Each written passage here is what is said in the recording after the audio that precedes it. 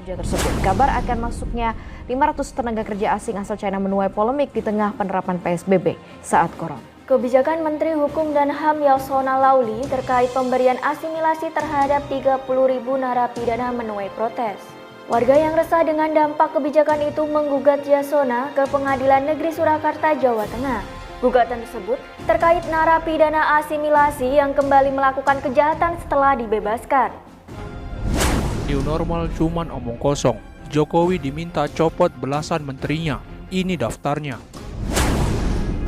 Perombakan kabinet harus segera dilakukan jika Presiden Joko Widodo ingin pemerintahannya berlari kencang seiring diterapkannya konsep the new normal.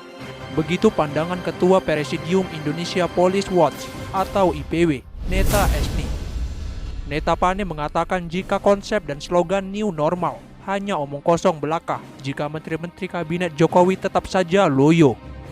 Neta Pane berpendapat harapan Jokowi adanya terobosan di periode kedua dengan memunculkan menteri anak muda milenial ternyata gagal total. Selain itu, Neta melihat tak ada satupun terobosan baru dari para menteri Jokowi di tengah pandemi COVID-19. Semua menteri seakan ngumpet mengikuti perintah di rumah saja. Padahal dalam kondisi pandemi COVID-19, Jokowi perlu pemikiran yang bisa membantunya dengan maksimal.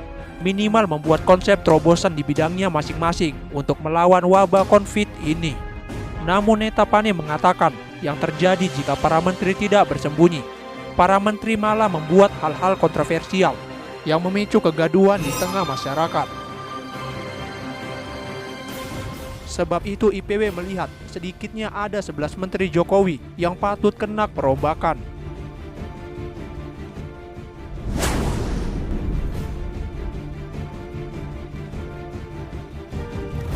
Mereka adalah Menkumham, Yasona Laoly, yang membuat kegaduhan dengan melepaskan ribuan napi. Kemudian Menpora Zainuddin Amali dan Menteri Pariwisata, Wisnu Khatama, hingga saat ini tak terdengar langkah suaranya. Menteri Perdagangan Agus Suparmanto yang dinilai gagal bahkan tak berdaya dalam mengatasi mafia perdagangan gula.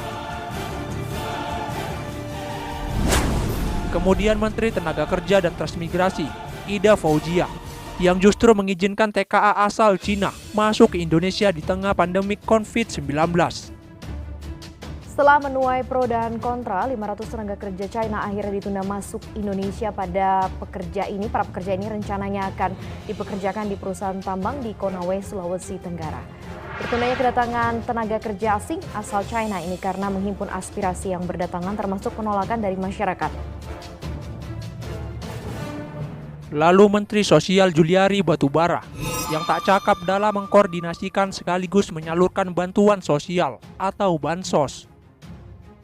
Kemudian ada Menteri Komunikasi dan Informasi atau Menkominfo, Johnny Plate, hingga kini tak jelas kontribusi dan kiprahnya.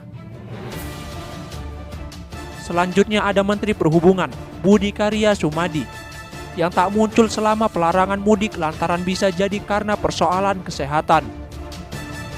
Menteri Perindustrian, Agus Gumiwang, yang dianggap Neta Pane kiprahnya tak jelas sampai saat ini. Kemudian ada Menteri BUMN yang tidak jelas fungsi dan kontribusinya dalam membangun BUMN sebagai daya dukung ekonomi di tengah pandemi COVID-19. Selanjutnya ada Menteri Koordinator Bidang Kemaritiman dan Investasi, Luhut Binsar Panjaitan, yang selalu memunculkan kontroversial yang memicu kegaduhan.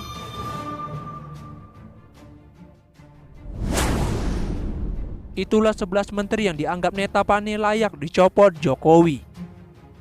Ia menambahkan, pandemi COVID-19 ini harus menjadi momentum bagi Jokowi untuk mengevaluasi para menterinya agar kedepannya dengan diterapkannya new normal, maka pemerintahan Jokowi bisa berlari kencang membangun Indonesia.